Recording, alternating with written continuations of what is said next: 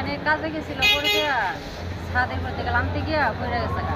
তারপরে তারপরে সবাই মিলে ধরাধরি করে হাসপাতাল আনতে কোন চম্পকনগর হাসপাতাল হুম, হাসপাতাল থেকে রেফার করছে জিবি। কোনখানে ব্যথা পাইছে উনি? ব্যথা পাইছে মাথার আর কোমরে পায়ে, কোমরও পাইছে পায়েও পাইছে। কি কাজ করতে গেছে? ঢালের কাজ, ঢালের কাজ। কোনখানে বাড়ি? বাড়ি চম্পকনগর কালীপাড়া। নাম কি? চন্দ্রদীপ দাস। বয়স কত? 41। এখন ডাক্তার কি কইছে?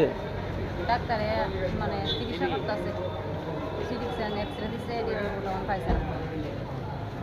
যখন পড়ছে তো অন্যান্য লেবাররা মানে তারাই কি দেখছে প্রথম? তার কতদিন ধরে কাজ করতেছে এখানে? বিভিন্ন তো আজকে প্রথম গেছে আর অন্য জায়গায় কাজ করার